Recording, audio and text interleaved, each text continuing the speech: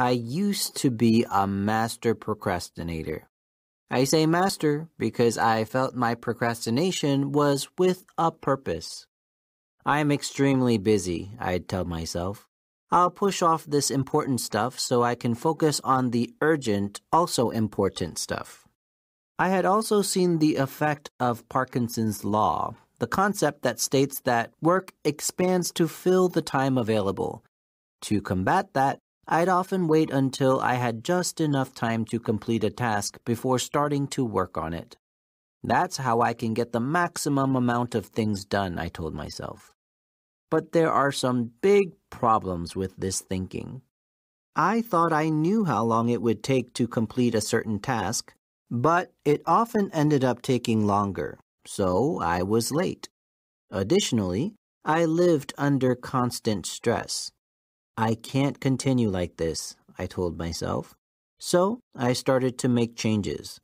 Those changes led to positive results, like relieving stress and increasing the quality of my work, my family time, and my joy.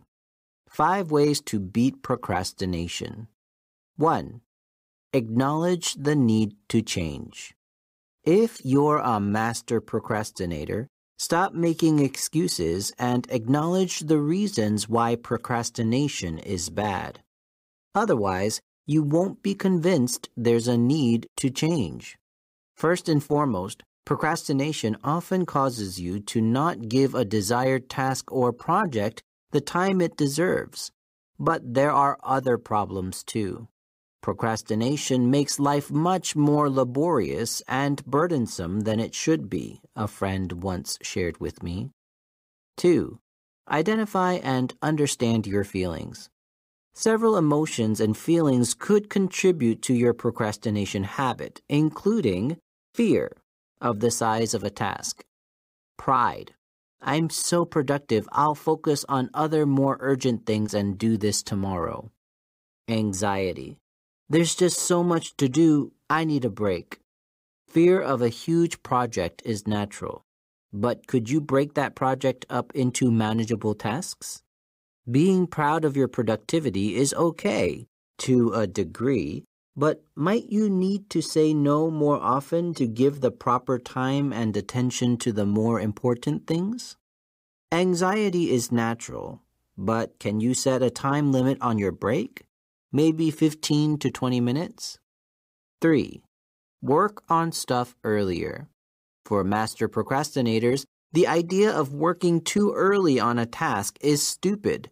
But remember, just because you start working on something doesn't mean you have to finish. By starting, you get the juices flowing, allowing you to get more done than you anticipated. Additionally, you increase the quality of your work because every time you revise your thing, it gets better. Procrastinators, on the other hand, are basically always turning in their first draft. 4. Put it on the calendar. In the past, if I couldn't work on a task or project right away, I'd add it to my task list. This assuaged my anxiety as it made me feel that the task would get cared for. Bad idea. I ended up with a list of tasks so huge that it was impossible to finish anytime soon. So, instead of adding important tasks to a list, schedule them on your calendar.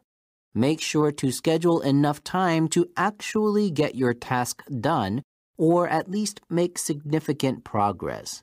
And don't fill your calendar with back-to-back tasks, meetings, and appointments. That's just setting yourself up for burnout. Instead, if you're reasonable about your expectations and give yourself time to breathe, you'll do more and better work in the long run. 5. Use the 5-minute rule. Finally, if you find yourself with some free time and you need to convince yourself to start working on a difficult task, follow the 5-minute rule. Force yourself to work on a task for just 5 minutes, with the understanding that you can quit after 5 minutes if you like. This simple mental trick is usually just to get you started, and it will often turn into much more than 5 minutes. But even if it doesn't, you've done the hardest thing of all, gotten started. So remember, fighting procrastination is a lifelong battle, but it's a winnable one. Vocabulary focus. Procrastination. Laborious. Assuage. Burnout. Hi, thank you for having me. And unfortunately, yes, I do have to acknowledge that I'm a procrastinator. Oh, yeah. I think there are many who are joining you in that right now. Yeah, they would say, Well, at least yes. I acknowledge it, which means I can do something about That's it. the first step to First recovery, right? Okay, we have Rebecca with us. Hi, Rebecca. I'm great. It's great to be in the studio. And I'm also a black belt in procrastination. So I think I'm very qualified to talk about this topic today, too. Okay, why do you consider yourself to be a procrastinator, Rebecca? Well, I think I don't like to do boring things and tedious things, but I think being an adult, there's many tedious things we have to do. For example, filing taxes. I don't think any of us like filing taxes, but it's something we have to do. Oh, man, that is so true. So we use this word sometimes, adulting. Yes. I don't know if that's really made it into the dictionary yet, but we use that as an informal way to say I'm doing adult things like filing taxes or these other tedious tasks that take a lot of time and are not very interesting. And we tend to want to put those things off. Yes. Okay. How about you, Linda? Why do you call yourself a procrastinator? Well, I just put off everything. Like, they don't even have to be like boring or tedious tasks. They might even be things that I want to do or, I do have an interest in doing, but I just end up putting it off. Why do you think that is? I don't know. I think it just feels good to put things off, Like if I can delay it, then I don't know, that somehow makes me happy. There's something satisfying about it. Like I want to do it, but let me put it off for a little bit more. Let me, push it back because I can. I get that. Like, is it maybe sometimes we feel more in control because we can do that, control of our schedule. There are many reasons. We'll get into some of them today. I also can be a procrastinator, but I do have to say I feel like I'm much better at not procrastinating than before. And I think a key point there is my wife. She is a big planner, which I think that even if it's subconscious, like I think that gets into my mind, like to plan more. And here's the thing, like if you do something ahead of time and you know how good that feels and you remember that, it helps you to fight against procrastination. That is true, yes. For me, I guess it's a little different. I will learn that procrastinating, it's really hurtful or it really puts me at a disadvantage. And so the next time I'm like, okay, I'm not going to procrastinate, because I know how it feels. But then I end up doing it again. I know, it's that vicious cycle. And I don't know, I think you have to, it stresses you out to procrastinate. Yes. And that gets really old. The older you get, it gets old too, right? You just get tired of that, Rebecca. I think also physically, you just can't do all-nighters anymore. Like I think of, like let's take a few years back when we were in college.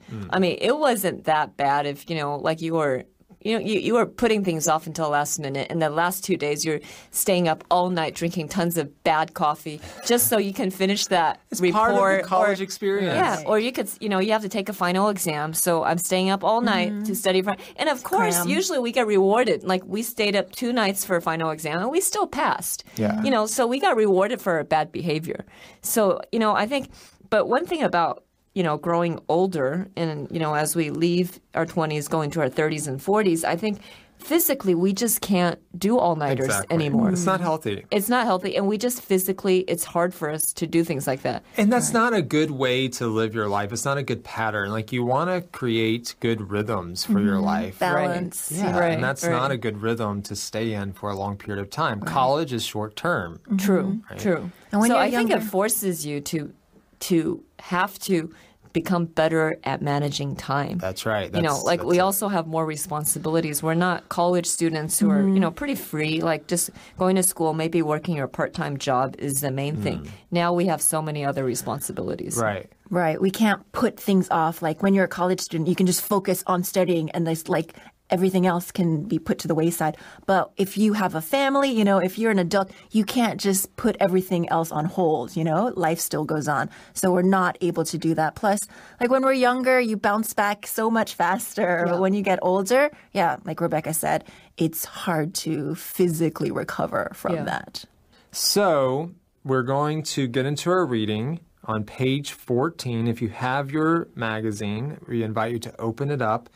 We have a lot to talk about. As you can see, we can all relate to this, and maybe you can as well. If you can't, please write into us at advancedstudioclassroom.com and let us know your tips for combating procrastination. We're on page 14. We'll have our first reading. We'll be back in just a moment.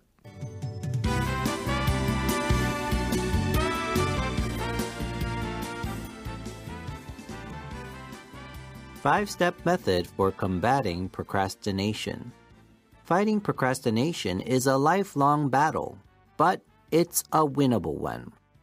I used to be a master procrastinator. I say master because I felt my procrastination was with a purpose. I'm extremely busy, I'd tell myself. I'll push off this important stuff so I can focus on the urgent, also important stuff. I had also seen the effect of Parkinson's law, the concept that states that work expands to fill the time available. To combat that, I'd often wait until I had just enough time to complete a task before starting to work on it. That's how I can get the maximum amount of things done, I told myself. But there are some big problems with this thinking. I thought I knew how long it would take to complete a certain task, but it often ended up taking longer, so I was late. Additionally, I lived under constant stress. I can't continue like this, I told myself. So I started to make changes. Those changes led to positive results, like relieving stress and increasing the quality of my work, my family time, and my joy. Okay, so this guy calls himself a master procrastinator. So that means that he is very skilled at this, right? He procrastinates a lot, but he says he's a master because he felt his procrastination was with a purpose. Linda, what do you think he's getting at? Well, there was reasoning behind his procrastination, right? Like he did it, there was a purpose behind it. Like there was something else that he needed to do because here he says he's an extremely busy person. So he has more important things to focus on. So that justified his procrastination. Yeah, he says he pushes off important stuff so he can focus on the urgent. And that's something we've talked about in past articles with managing your time. Maybe you shouldn't focus only on the urgent all the time. And that is I think that's a really good point. If we get into this idea of like, I'm only focusing on urgent tasks, going from one urgent task to the other, then you can put off stuff that maybe isn't urgent, but it's also important. And I think it's better to rebalance that, Rebecca. And I think it depends on your type of work. I know I can fall into that. What is most urgent? That's what I'll focus on first. But maybe you use all your brain power up on the urgent tasks and you get something to get to the afternoon and there's something important to focus on, but you don't have any brain power to focus on that. So you have to maybe rearrange your schedule. It's something worth thinking about. I think it's really true. I think once I started managing projects, I started to learn how important it is to focus on the more important stuff more than the urgent stuff. And that's something I really struggle with because I think in our type of work, we have projects that are longer term, but we also have lots of urgent stuff that has to be done on a daily basis. Like, for example, our recordings. Our recordings are urgent. They have to be done at a specific time when we book the studio. But we also have really large projects that can span maybe even a year or even more, and we need to be on schedule. And I've I'm still struggling. I'm struggling to try to allocate enough time for the important stuff. But, that I think like here the subtitle is Fighting Procrastination is a Lifelong Battle, but it's a winnable one. I think it's really true.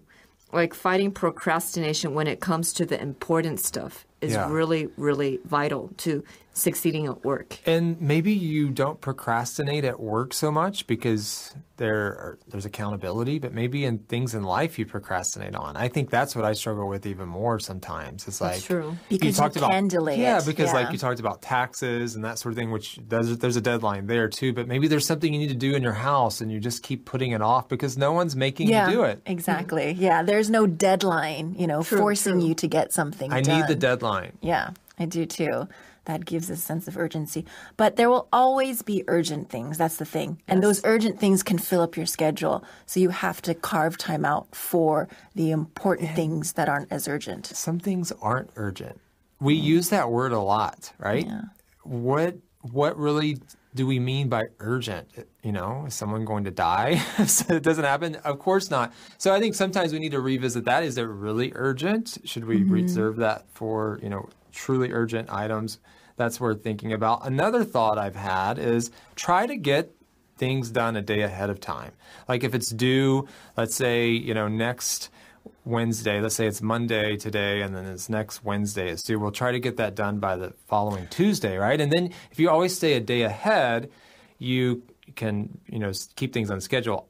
I haven't achieved that really yet, but I have that thought going in my mind often. Yeah, it sounds like a good strategy, and I've tried to do that. Like I have to trick myself. Like instead of thinking of the real deadline, I think the deadline is a day or two earlier, and that will force me to get it done earlier. But it doesn't really work because I always think like, oh, well, actually, I know the actual deadline. So, I can actually wait till that time. Yeah, kind of wasting time thinking about it, right? Okay, what is Parkinson's law, Rebecca? This is a fascinating concept. I've never heard about Parkinson's law until I read this article. It says that work expands to fill the time available. So let's say I have 3 hours. And then I have a task to do, then I will use up the 3 hours. But if I only had 1 hour, and that's all the time I was given, then I will have to finish that task in 1 hour. So that's really interesting. I mean, how much time I'm given determines how fast I will do it. Yes, exactly. So I had not heard of this law either, but it's simply a principle that says that the time required to perform a task tends to extend to all the time available to perform it. And it's named after a man named Cyril Parkinson, Cyril. I'm not sure how he pronounces his first name there, but it's named after him. And I think this is, of course, true. And it really frustrates me, Linda, because I know this task shouldn't take this long, but I have more time. So you're kind of like, oh, I'll just kind of take my time. Yeah. It's for me too. And, because I know I can be efficient. Like if I'm only given a certain amount of time, then I'll just have to speed up and get it done in the allotted time. But the extra time can be good because it gives you time to look over your work. You don't have to hand it in rushed and with possible mistakes. But we don't always use that extra time wisely. Like we instead just use that extra time to procrastinate. Absolutely. So here's another point about procrastination. Some people procrastinate because they don't want to deal with this, right? They know, okay, the deadline is tomorrow. I have to get it done. This is all the time I have. And it makes them feel good about not spending too much time on it. That could be, you could say that's maybe a possible benefit of procrastination. The problem is that it may not be enough time to actually finish that task, right, Rebecca? I think it's really true. Like in the next section, he says, I thought I knew how long it would take to complete a certain task, but it often ended up taking longer. So I was late. Now, that's what I found in my experience, my time estimates. Like, okay, usually when we judge something, like how long will it take from A to B, like logistically, we can get that very, with Google Map and stuff, we get it very, very down to the minute. But I think with most tasks, we usually underestimate how much time it will take. And I find that I underestimate the time it takes for myself by at least 30%, sometimes up to 50%. Yeah. So the problem is our time estimates, you always need to build in what we call buffer time. Buffer time just means the time between. It's like this extra time that if I don't get it done, I still have that buffer time to carry me through. But most of us, we manage our time so tight that we don't put enough buffer time. And then so what happens is two things. Either you turn it in late or you turn in something that's really not that good. Yeah. Or what happens if you get sick or something like that? Like if you're always going up against the deadline that closely, cutting it that close, it can cause problems. And it is really stressful. The writer says it was stressful for him, and then he was thinking, I can't continue like this. And he started to make changes. And that leads us into our tips for combating procrastination. So we're going to go to our first one in our next reading. So let's go to that, and we'll be back in just a moment.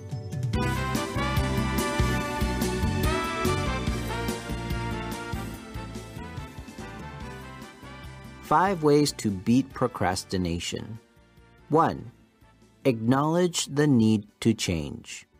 If you're a master procrastinator, stop making excuses and acknowledge the reasons why procrastination is bad. Otherwise, you won't be convinced there's a need to change. First and foremost, procrastination often causes you to not give a desired task or project the time it deserves. But there are other problems too. Procrastination makes life much more laborious and burdensome than it should be, a friend once shared with me.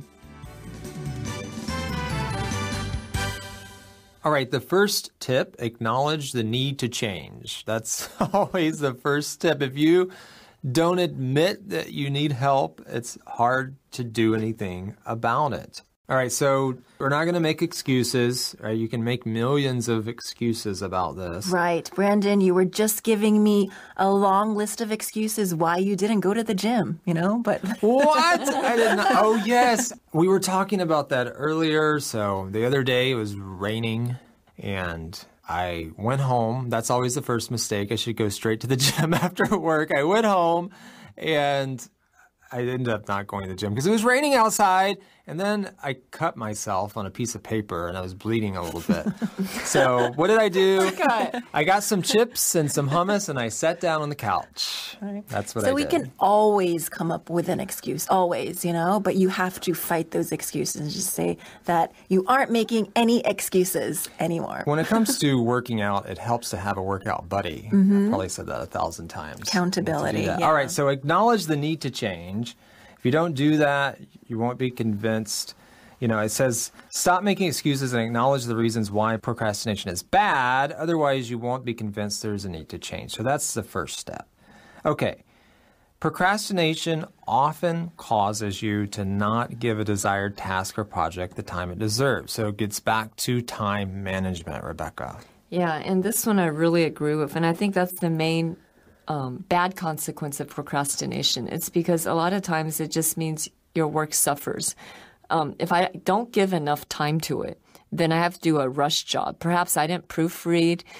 Perhaps I didn't double check if the words were correct. Perhaps I could have phrased it a better way. So we always need more time than we expect. There's another thing for me when it comes to procrastination. I think a big reason why I do that, and before I would do this even more, is I feel like if once I start a task, I know it's going to take me a long time to do it. And so it makes me feel like I don't even want to get started. And that ties in, I think, to perfectionism. I think perfectionists can sometimes be procrastinators because they take so long to get something done, right? And I definitely can fall into that boat. Yeah, and that perfectionism stems from fear, which we'll get into in the next point.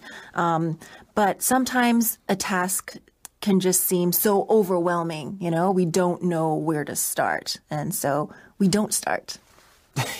Yeah, just don't do it. Because you're free. All right.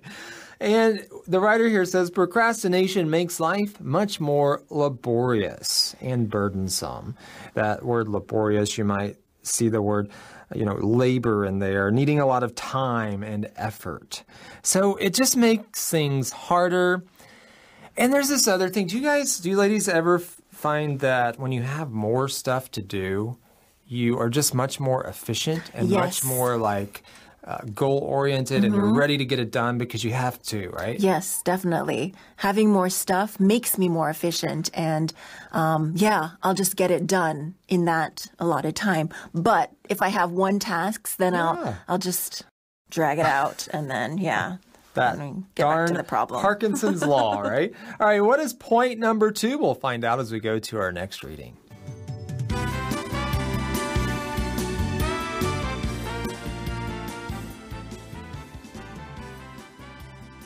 Two, identify and understand your feelings. Several emotions and feelings could contribute to your procrastination habit, including fear of the size of a task, pride, I'm so productive, I'll focus on other more urgent things and do this tomorrow, anxiety, there's just so much to do, I need a break. Fear of a huge project is natural. But could you break that project up into manageable tasks? Being proud of your productivity is okay, to a degree, but might you need to say no more often to give the proper time and attention to the more important things? Anxiety is natural, but can you set a time limit on your break?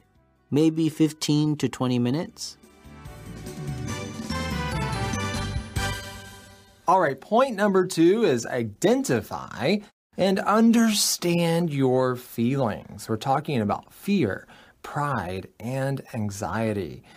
And you could name some others as well, perhaps. What are we talking about with regards to fear, Linda? Well, we mentioned earlier, the size of the task. It could be a really big project and it might be overwhelming. There's so many things to do that you don't know where to start. So that fear keeps you from starting the task. Absolutely. It will keep you if you let it. But you have to go at it one step at a time. One step at a time.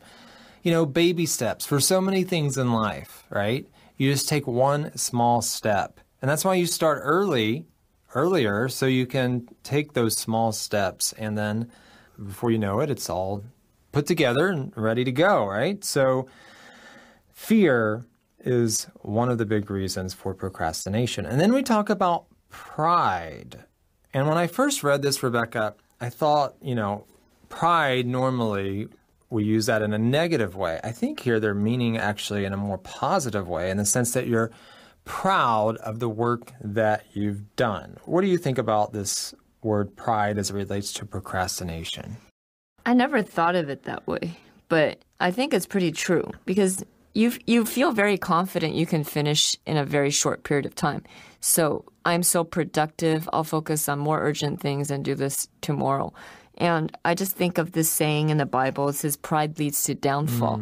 And it's so true. It's like when we are overestimating our ability, because most of the time we are overestimating our ability, then that will cause major consequences down the road. All right, so you're taking this more I'm taking it more negatively. Pride, yeah, and you're taking it more positive. I'm kind of taking it a more negative way because I feel that if I'm very proud of my time management skills, I'm probably overestimating myself. That's a really good point. And I think it could be both, right? You can be proud of the work that you're doing and kind of just rest in that and then not get your other stuff done. You're like, I've been productive enough. I'm proud of what I've done.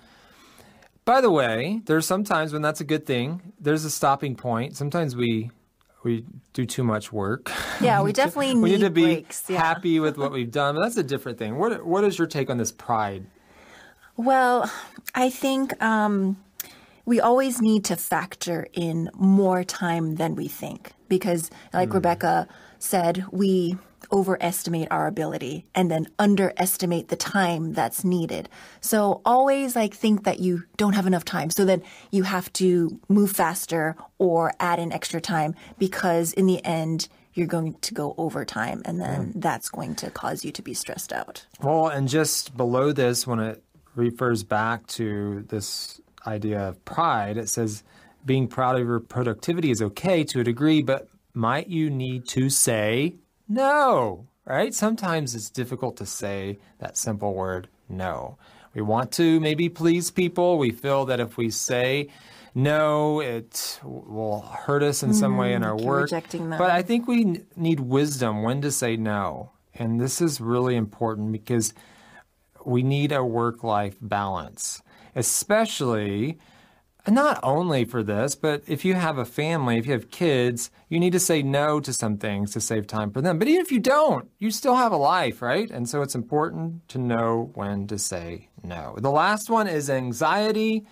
There's just so much to do. I need a break. Well, of course, a break is good, but don't make it maybe a day or two long break. Maybe a 15 or 20-minute break will work instead. And so fear, pride, and anxiety, those are things to think about with regards to procrastination. Tomorrow, we have 3 points remaining, so be sure to join us as we wrap up our psychology article. Don't put it off. Join us tomorrow. Thank you, Linda and Rebecca, for joining us today for our psychology article. Thank all of you for tuning in, and we hope that you'll be back with us tomorrow. Rebecca, I want to ask you, what is one thing that has helped you to combat procrastination? Yesterday, we talked about the fact that we're all kind of procrastinators. Is there something that has helped you to fight against it? I think there's something that we touched on very quickly yesterday toward the end where it says that we have to learn to say no. And I think in my life, that's the most useful thing I've ever learned is learning to say no to people and to things. Like, people say, do you have time to do this? And you have to know who you are. And I'm a people pleaser by nature. So usually to let people feel good, I'll just say yes. But when I learned to say no was the most powerful thing because no frees you up to do the things that are truly more important. That is a really good point. We did talk about that at the end of yesterday. I am also more of a people pleaser. I think I've learned over the past few years that that's not sustainable, right? It's still a kind of a struggle, of course, in many areas, but you do start to learn that, hey, you can say no. It's okay. Not all the time, but there are times when that is necessary. Linda is back with us. Hi, Linda. Hi, great to be back. Is it hard for you to say no, Linda? In some cases, yeah. But if I definitely know my limits, then it'll be easier to say no. Knowing your limits, knowing more about yourself, right? Mm-hmm. Yeah, because how much otherwise I can accomplish. You're kind of like a sponge, just soaking up whatever comes your way. Right. And then I'll get stressed out because I have more things than I can do in the time that I have.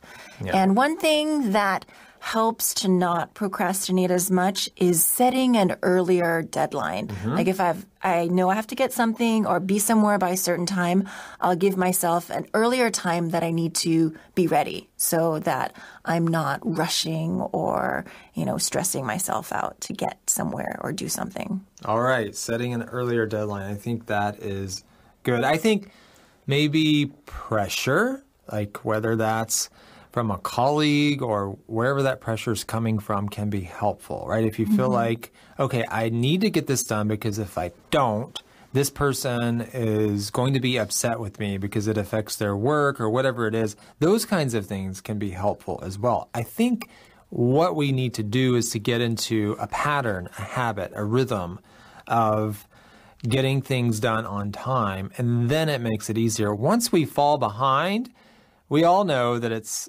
hard to catch up, right? And so I think getting to a point where we're in a good rhythm is so helpful because falling behind is no fun. All right, well, we have 3 points to discuss today. Yesterday, we talked about acknowledging the need to change and identifying and understanding your feelings with regards to procrastination. Today, we have 3 more tips that will help us combat procrastination. We're on page 15. We're going to read just that first point, point number 3 today, and we'll be back in just a moment.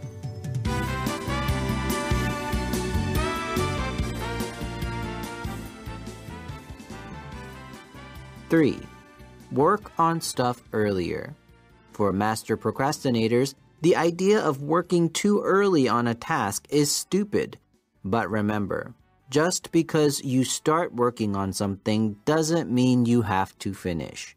By starting, you get the juices flowing, allowing you to get more done than you anticipated. Additionally, you increase the quality of your work because every time you revise your thing, it gets better. Procrastinators, on the other hand, are basically always turning in their first draft. All right, well, we've already mentioned this, really, to work on stuff earlier. For master procrastinators, the idea of working too early on a task is stupid. Oh, that's a strong word. Why do you think they say that, Rebecca? Well, because you're like, why do I need so much time? I can do it in 1 hour. Why do I have to give myself 5 hours for it? So you almost feel like you're underestimating your own intelligence by giving it so much time. Yeah, just because you start working on something doesn't mean you have to finish it. I like this. I've noticed this about myself recently because a lot of times if I'm working on something, Linda, maybe I'm working on editing an article, I feel like, oh, well, I just need to finish it, right? Maybe it's time to go home, but I'm close to being finished, but maybe I need 15 or 30 more minutes, and you feel like you just need to finish it. You don't actually have to. I could pick it up the next morning. And there's something to be said for the fact that you're in a flow and you want to kind of finish things, but we don't always have to finish things all at one time. Right. You don't have to put that pressure on yourself. I mean, I will try to maybe stay in that flow because maybe those ideas will not come to me tomorrow, like if I put it off till tomorrow. And we see this term here, get the juices flowing. That's just when you have ideas that are coming to you and you're more productive. So I try to take advantage of that. And if you start earlier, then that process, can also start earlier so that you're not leaving it till the last minute. Absolutely. Get the juices flowing, those creative juices, right? That creative energy going. So when you're under that pressure, that time pressure, because you've procrastinated, you may not be as creative, right? And so that's another advantage of starting earlier. All right, so you increase the quality of your work as well because every time you revise your thing, it gets better. But if you're a procrastinator, you're basically handing in your first draft every time. That is true. But on the other hand, if I have too much time, I'll just keep editing, revising when, probably the third revision was good, but, now I'm on the 8th revision.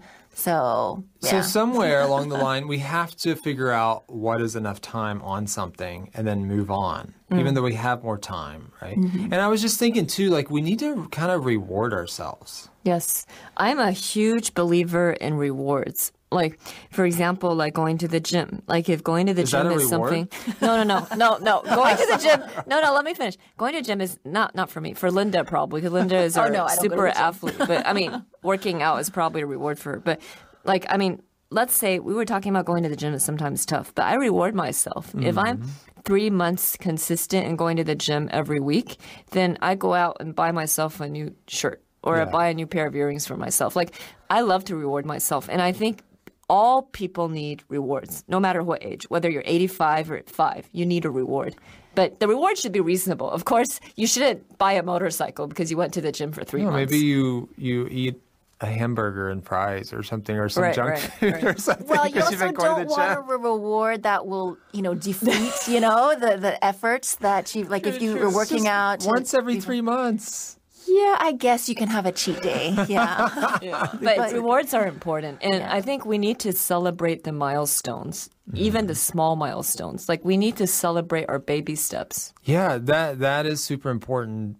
Sometimes we just move on to the next thing and we don't celebrate that. We need to celebrate the milestones, even small things. And I think that's really important for any bosses or managers listening to our program too. When your team hits a milestone, you should celebrate. Of course, reasonable celebration. Yeah. But even just buying your team, lattes. it motivates people Yeah. to do better because Absolutely. they feel appreciated, they feel looked at. And I think all these years as an employee, I think I really appreciate it when the boss, like shows us that we're doing well with something tangible, like, give us half a day off or give us a free drink, something like that. So getting back to that, I was thinking about the 4-day work week, right? I think, if you have Fridays off, for example, that may motivate some people to not procrastinate Right. and to get their work done in 4 days. It may be too stressful for some jobs or some people. They may want those 5 days, but that's something to think about. Yeah, if it works, like if, your job allows that, then that would be a big motivator. I think personally that would be a little stressful sometimes. You're like, oh, I only have 4 days to get everything done. But it depends on the week, right? It depends on the work too. But I think in general, it does work pretty well because in many big companies that tried the 4-day work week, like I think in Japan, Apple Japan tried it, or Microsoft. Microsoft tried it. And it was extremely successful because as long as people feel rewarded for their hard work and effort, they will go that extra mile to accomplish it. Yeah, we all need positive reinforcement, no matter what age we are. Yes. It always helps, and Absolutely. All right. So point number 3, work on stuff earlier. And we just kind of added in there to reward yourself. If you complete the tasks on time, reward yourself and set up that reward ahead of time so you have that to look forward to. Put it on your calendar. Put that reward on your calendar. And that's our next point. Point number 4, put it on the calendar. Let's go to that reading and we'll be back in just a moment.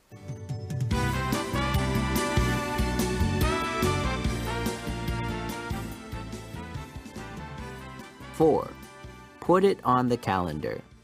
In the past, if I couldn't work on a task or project right away, I'd add it to my task list.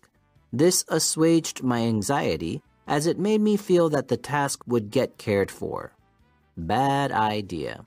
I ended up with a list of tasks so huge that it was impossible to finish anytime soon.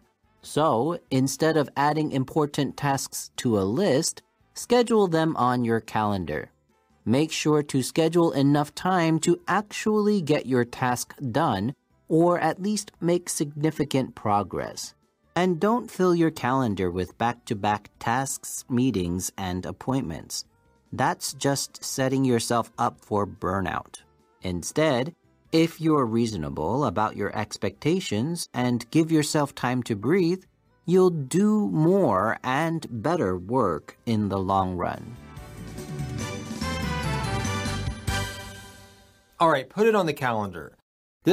I'm passionate about this calendar thing, guys, because, here in our office, we use Microsoft Outlook. We're not putting in a plug for that. That's just what we use here.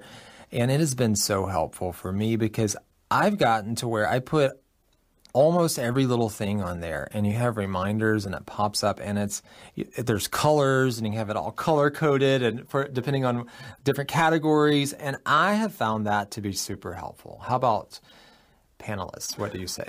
I do think it's helpful, like if I need to remember to do something or there's a deadline, putting it on the calendar really helps to make sure that I meet that deadline. I also like making lists. Yes. I think they are helpful. And just the satisfaction that you get from checking something off your list, like that will motivate me. Okay, just a quick question. Have you ever, you've already completed a task, but you forgot to write it down on your list? Do you ever go back and write it down and then cross it off? I do, yes. It's just a feeling of satisfaction. It's so unnecessary, man. I got something done, I can be proud of that. Yes, you can look back on it. Okay, Rebecca, what do you think about the calendars and the lists? I love calendars. In fact, it's actually Studio Classroom that made me better with calendars because turning in articles, for example, before I didn't put it on the calendar, I often forget. And then I would get friendly reminders from our editor of Studio Classroom magazine. And then she would send me reminders, reminders. And I'm like, maybe it's a good idea. So I started using the calendar more often. I put things in the calendar and that's a good reminder. And again, I think you have to know yourself. Shakespeare said that, I think. You have to know yourself, what kind of person you are. So now for the key partners I have to work with in the company, I tell them, 3 days ahead, send me a reminder. And that really helps me because when I see that reminder come in, then I'll make sure I get to it. Your Outlook will also send you a reminder. Yes. But I also like human reminders because with human reminders, you have to reply to Pay them. more attention. It's harder to ignore, right? Yeah, it's harder true. to ignore, and it really helps. Like, again, I think you really have to know yourself. What That's true. will work for you and be disciplined about it. So I use the Outlook calendar, but I also, like you, Linda, I make a weekly list. Usually on Monday mornings, I will write out tasks for every day. Now, I almost never get all those tasks done on those days, but at least it gives you an idea, and that's okay. Like, as long as you get it done on time, right? This is kind of your goals for the week and the tasks based on the deadlines and so forth. And that is really helpful as well. It kind of gives you an idea of what to plan for that week. Yeah, that's true. But do you have things on your calendar or your list that just remain there for days and weeks? I usually just keep moving them down to the next. Yeah. I think especially like in the top of the program on day one, Brandon said that a lot of times we do that not for work stuff, but for life adult stuff like taxes and fixing your house, things like that. And I do that for adult life stuff all the time. Like, you're supposed to file taxes this week, and I put it off until next week, until, it's due tomorrow. And then, oh no. Yeah. That is true. It's not just about work, it's about life stuff. All right, so looking back here at point number 4, the writer says, in the past, if I couldn't work on a task or project right away, I'd add it to my task list. What did this do for him, Linda? Well, this assuaged his anxiety, so it decreased the anxiety that he felt. And, he felt that the task would eventually be taken care of. All right, but he says it's a bad idea to do this. Do you agree with that? In some ways, yeah. And he lists his reason here that you just end up with this long list of things to do, and it's impossible to get it done. So this has happened to me in the past. I used to have like those yellow sticky notes everywhere before I moved to more like digital ways of keeping those tasks. And you'd have these pile of sticky notes. Actually, to be honest, I have a pile of notes on my desk that sometimes I file through. I guess it's not that important if it's not done by now. I use scratch paper to write those things down. And so there are some things that kind of just stay in this pile over here and you don't really do anything with for a long time. And so he's saying it's a bad idea to keep just adding stuff to a task list. You're going to get overwhelmed by all of that. He says, instead of adding important tasks to a list, schedule them on your calendar. And I think this is a good way as well. I agree with this, that you can do that. And if you're just, it says don't fill your calendar with back-to-back tasks and meetings and appointments, because if you do, you're setting yourself up for burnout. We've talked about that word a lot. We can probably all relate to it. What is burnout, Rebecca? It's like a candle you burn out. Like, you're very, very tired because you overworked yourself. Yeah. Absolutely. And so don't put too much into one day, all right? Rome wasn't built in a day, right? So I think how you get to do that is saying no. Yeah. Learning to say no. Well, and also planning better. Yeah. Time management. Time management and learning to say no. Like if someone tells you, can you take on this extra task? And you can't. Sometimes we give in and just say, yes, I almost did that yesterday. But then the nice thing was somebody else said no for me. Yeah. They said, no, she can't do it. Sometimes it's hard to know if you have time for something. Like, can you do this in 3 weeks? Well, I'm not quite sure. Like, right. I don't know I kind of have an idea of my schedule. Maybe, probably I have time, but I'm not quite sure. That's when it's tricky to me. Yeah. But a lot of times you can already foresee that if you take on this extra task, you're going to be very tight. Yeah. And if you're able to say no, just say no. Yeah, and then also, when you have some extra time, maybe you can offer help somewhere, right? If someone needs it, right? You can step in. You said no here, but here I'm saying yes because I have time. All right, so it says here in the last paragraph of point 4, if you're reasonable about your expectations and give yourself time to breathe, you'll do more and better work in the long run. So expectations, that's huge, right? Be reasonable about those. Give yourself time to breathe we've heard about this idea of white space before, like this idea you have this extra time just to think. That's important. Well, I was reading the other day that Warren Buffett spends like so much time every day reading, right? And sets aside time just to think. Who does that these days, right? Just setting aside time to think. And these are the ways that we can grow and maybe think about more important things, bigger things, the bigger picture. All right, well, our last point is coming up. Let's go to our next reading and our last reading to hear what that is.